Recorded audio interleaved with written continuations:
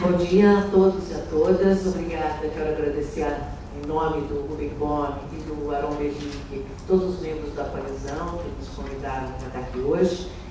E a primeira coisa que eu acho que é importante esclarecer é que quando a gente fala de uma aliança multissetorial e coloca um membro do governo, tem que pegar, primeiro perguntar que governo é esse. Não é? Então, é muito importante a gente dizer que o Ministério do Meio Ambiente, qualquer que seja o técnico, ou o gestor, ou dirigente que seja convidado, ele não vai necessariamente exprimir um consenso do governo. Nós sabemos principalmente que não existe só uma coalizão para a sustentabilidade, existe também um governo de coalizão. E governo de coalizão significa que a gente tem bases partidárias muito distintas e também tendências políticas muito distintas. O que eu quero dizer com isso? Eu quero dizer que, por exemplo, a questão da economia verde, ela tem um tipo de abordagem no Ministério de Indústria e Comércio, no MIDIC, ela tem um tipo de abordagem no Ministério como o MAPA, por exemplo, da Agricultura e assim por diante. E é importante a gente dizer isso porque eu acho que um desafio da coalizão para fazer os próximos diálogos é provocar os não convertidos, né? Porque chamar o Ministério do Meio Ambiente aqui, evidentemente, ainda mais a Samira Crespo, né, que está 20 anos aí na estrada, nós vamos falar muita coisa a favor e fortalecer o processo. Mas nós temos que chamar os ministérios, que não, que eu digo, não são convertidos, para que eles também se comprometam no processo. Ainda mais que agora a gente vai ter um governo novo, atores novos, e assim por diante. Então, acho que eu queria deixar esse alerta aqui. Segunda coisa é que o Ministério do Meio Ambiente não é o Ministério dos ambientalistas, nem dos sustentabilistas. Ele é um Ministério do Meio Ambiente que tenta governar para o Brasil. Né? Então, também dentro do próprio Ministério do Meio Ambiente, a gente tem o mesmo tipo de segmentação que outros ministérios. É importante dizer isso porque eu quero falar um pouco dos problemas em torno da Rio+20.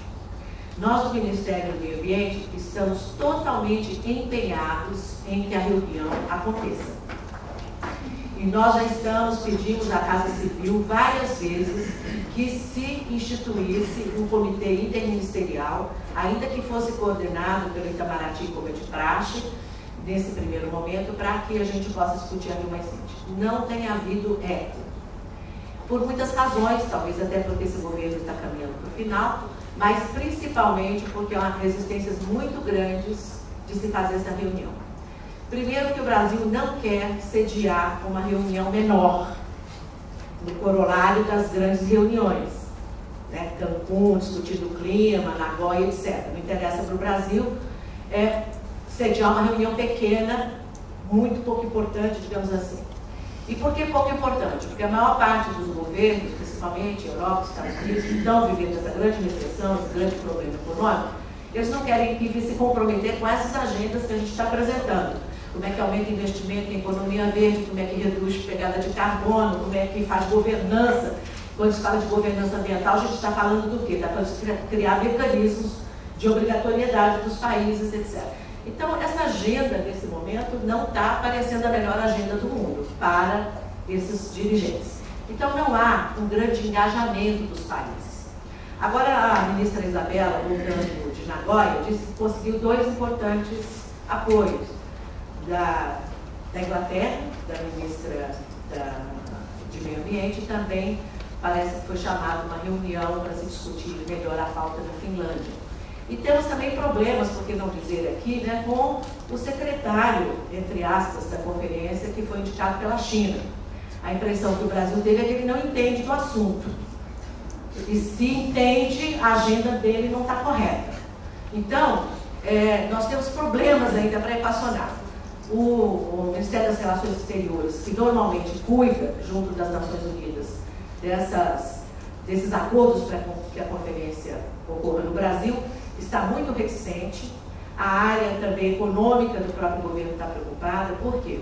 Vocês sabem que foi assim que se conseguiu 55 milhões de votos dos brasileiros.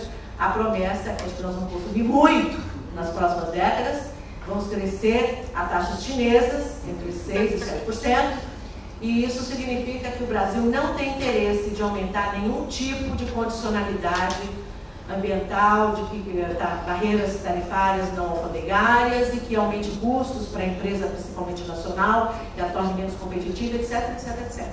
Ou seja, eu acho que a equação que nós temos que fazer, ela é muito mais desafiadora e rigorosa. É mostrar como nós podemos avançar na chamada economia de transição insustentável para ser cada vez mais sustentável em direção à economia verde, economia sustentável, não importa. E como é que nós vamos navegar com todas essas promessas de conforto, porque no fundo tem aí, né, um pote de ouro no final do arco-íris e todo mundo está um pouco, digamos, fascinado por essa possibilidade da gente vir a ser um país, uma grande potência econômica na América Latina, mas também aumentar muito a qualidade de vida do nosso povo. Então eu acho que não é um desafio fácil, né? Eu quero dizer isso aqui e é muito bom que a gente diga isso no final de gestão, no início de outro, porque eu acho que a gente vai ter que conversar um pouco essa agenda.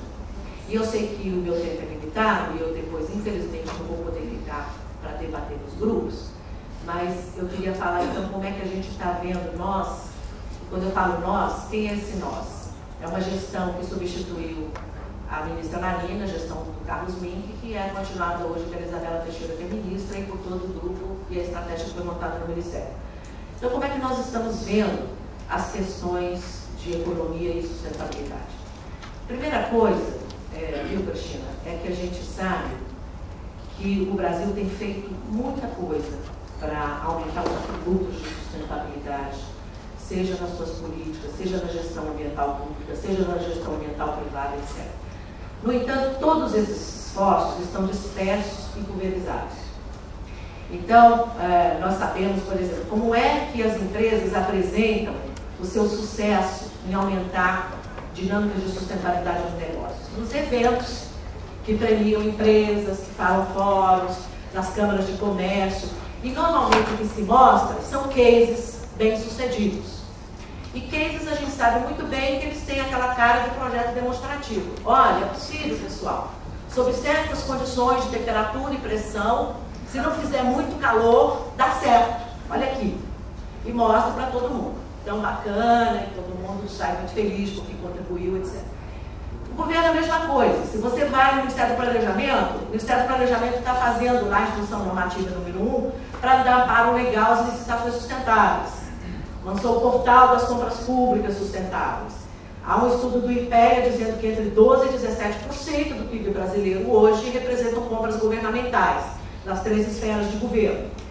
Então, esse número é um número que cresce aos nossos olhos. Então, se a gente aumenta a sustentabilidade das compras ambientais, a gente avança aí num setor importante da economia, de indução, etc.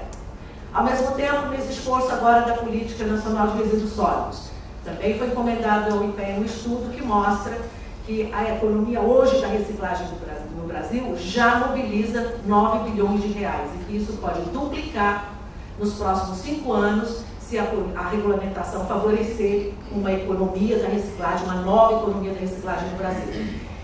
Então, a gente vê esse esforço. Depois você vai para a área econômica, tem todo o trabalho de garantir preços mínimos aos produtos da cadeia de biodiversidade, tem todo um trabalho para desonerar os reciclados, então cada ministério vai no mapa, 98% de sucesso nas embalagens de agrotóxicos. Se eu pegar, né, a minha lente e for em cada ministério, eu vou encontrar 3, 4 iniciativas de muito peso. Né? O Brasil assinou o Tratado do Abate Humanitário do Gado, quer dizer, a gente tem dezenas de boas iniciativas, mas nada está coordenado. Nada faz verão, porque parece um monte de andorinha voando, mas você não junta. Então, o Ministério do Meio Ambiente, há 2 anos, começou um esforço que só agora nós terminamos, e terminamos por várias razões, só agora, que depois eu posso dizer, o Plano de Produção e Consumo Sustentável, que é uma iniciativa colada no acordo que nós temos com o PNUMA e que ajuda, que o PNUMA está dando tecnicamente aos países para elaborar esses planos nacionais. E aí, eu não vou ter tempo depois de detalhar o plano, ele está em consulta nacional, esse plano, até 30 de novembro, foi estendida a consulta pública dele. Eu trouxe aqui vários exemplares em CD que eu já deixei aqui para os organizadores do evento. E eu vou falar um pouco sobre esse plano. E eu acho que eu já disse para os senhores um pouco do que é, qual é a ambição do plano. O plano é justamente dar um sentido único, organizar essas iniciativas, e nós temos uma capacidade de avaliar onde estamos e como podemos avançar, né? Então, o plano tem primeiro essa missão de coordenar iniciativas em curso, iniciativas que já estão planejadas e iniciativas que estão começando.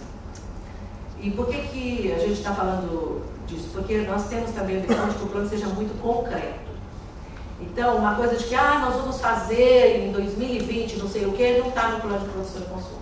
Porque o plano de produção e consumo, ele supõe que tenha uma ação desenhada, que tenha recursos já definidos e atores e responsabilidades definidas. Então, eu acho que o plano é um plano concreto, a sustentabilidade aqui e agora, para os próximos 3 anos, né, Cristina? E a coisa mais interessante, eu estou com 5 minutos aqui, mas eu vou acabar o meu recado, porque senão não vai dar certo. Então, aí o que eu quero dizer para vocês é o seguinte: o plano traz 3 inovações. O Brasil tem falado, tem assumido, principalmente no seu discurso público, que a gente tem que fazer gestão compartilhada. E quando fala de gestão compartilhada, fala, né, de setor privado, setor público e sociedade civil.